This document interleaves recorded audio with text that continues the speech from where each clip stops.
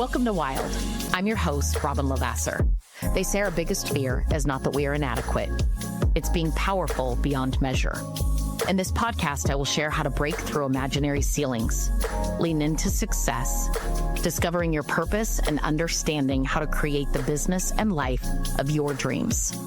From failures to triumphs and all the tactics in between, let's jump into the wild arena together. Welcome back to Wild with Robin Lavasser.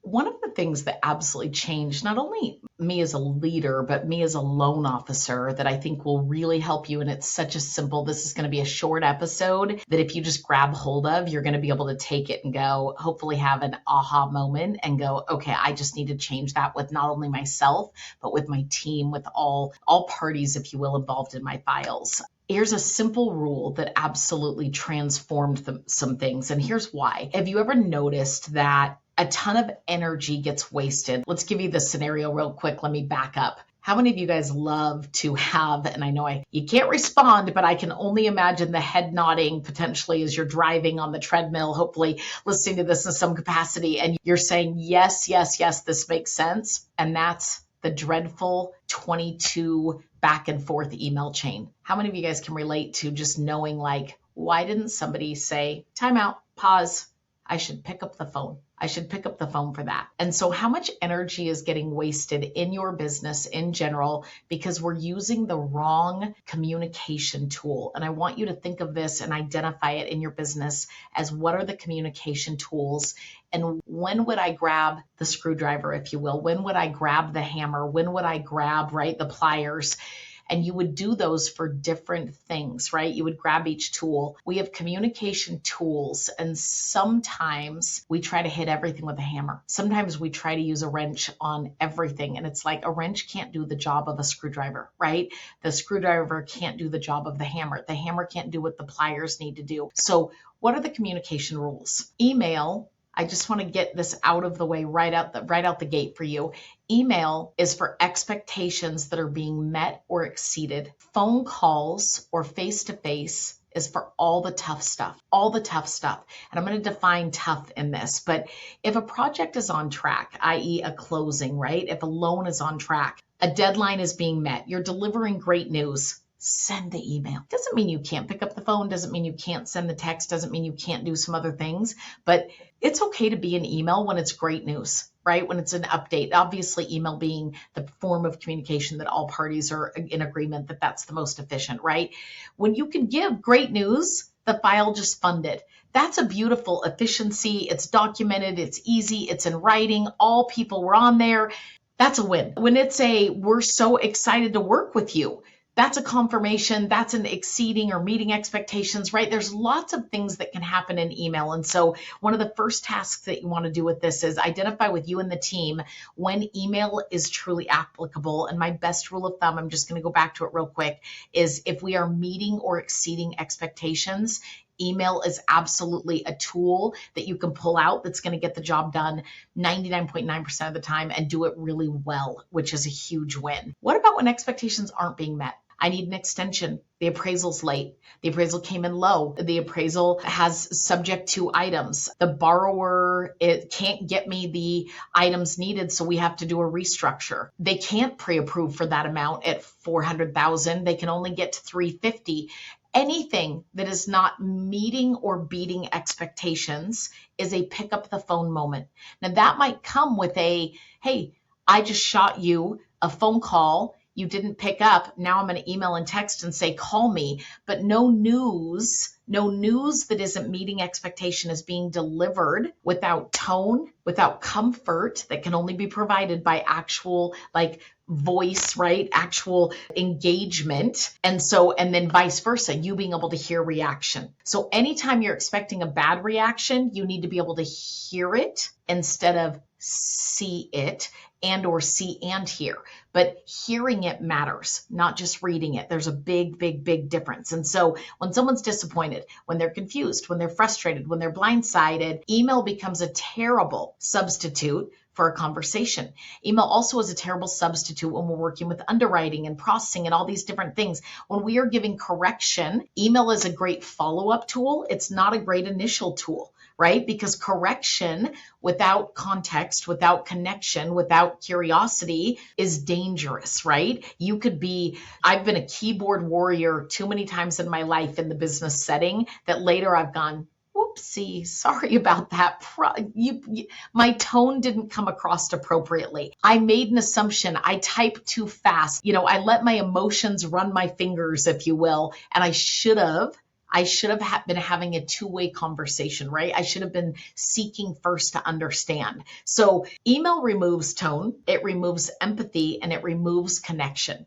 Sometimes that's okay because where you can replace it is in things like, we're so excited. But to just type and not add an adjective that says, I'm incredibly frustrated. Well, the moment someone comes at me frustrated, I want to be able to respond, and there's no response except for me now typing back, and we're off to the races with 22 emails, and we're in a tug of war without actual conversation. Doesn't work, right? And so when our brains do something dangerous, we start reading emotion into words. And I tell the story all the time of years and years and years ago when I was like, this underwriter, I don't ever want to work with them again. And a leader for me sat down with me and she goes, well, read me the email that you're so incredibly offended by. And the truth is I was in a high pressure situation with a closing looming. I didn't want to let the realtors and the clients down, and the underwriter wasn't accepting what I was giving. And so I was highly emotional. And when the underwriter wrote me to explain, i.e. shut me down, not meet my expectations, I immediately read it in the context of they're being snarky. They don't want to help me. They're being rude. They're uncollaborative, right? They're digging their heels in. They don't want to approve my loan, right? I kind of said every narrative on the planet. And so when I sat down with the leader, she said, Robin, reread that email out loud and read it in the voice of Minnie Mouse with the idea in your head the entire time that they're informing you. They want this to work. They're excited to close the loan, right? Like, give yourself this context. And so I did. And about halfway through, I had to stop reading because I was literally like smiling, laughing at myself at how much emotion I had given the words in the email. And that is something that all of us are guilty of. I'm still guilty of it to this day, even knowing these lessons. And so how do we prevent it in business? And what I would say is that a 5-minute phone call can prevent 5 days of misunderstanding. A 5-minute phone call can prevent a 5 o'clock walk out the door frustrated with the day instead of feeling good about it. Leaders, sales professionals, parents, spouses, friends, we often hide behind an email because it's fast. It can be very effective in many tool situations. And yet, when we hide behind it in general, sometimes we know for a fact we should pick up the phone, but we're like, I'm just going to test the waters, right? I'm going to throw the shot over the bow and see what the reaction is and hope there's not a bomb that goes off. Hope there's not a bomb that goes off. That's assuming somebody has and listen, I feel like I'm a fairly good leader and I've been in the industry a long time and I'm a business professional and I don't always have the mental capacity to not be tone deaf, right? To not read into tone, to not write my own narratives around things. And so it's a really big deal to not hide behind the email because it's easier, because it might be safer, because it gives us time to carefully craft and massage our message.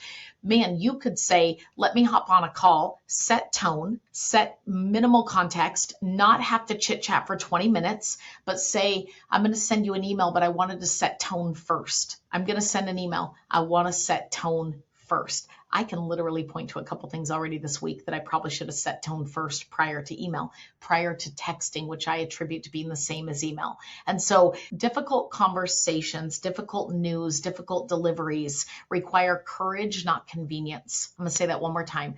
Courage, not convenience. Woo!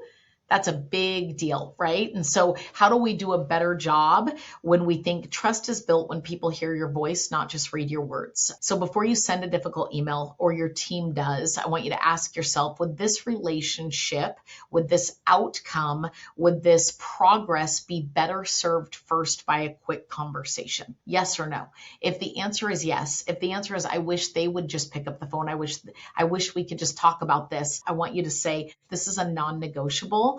Make the call. Hey, can you call me real quick? Can you have 5 minutes? And here's the thing. People will avoid a phone call when they don't feel psychologically safe to answer, right? And so they'll respond with call you back in 5 minutes when they know, hey, this is going to be a collaborative conversation. So if you're coming in too hot and nobody's ever picking up your call, I need you to look in the mirror as well, because sometimes we can do that and it just causes big issues. So phone calls are for the tough stuff. Email is for exceeding or meeting expectations and simply informing them. When you lean into tough conversations, I say this a lot, clear is kind. And when we avoid things, usually the people who build the strongest relationships and the healthiest cultures and the greatest influence take confrontation, take tough conversation head on. They don't hide behind email in general. And that leaves a lasting impression and memory. So you have a chance to take something that might be really hard and challenging and build upon it because of how you chose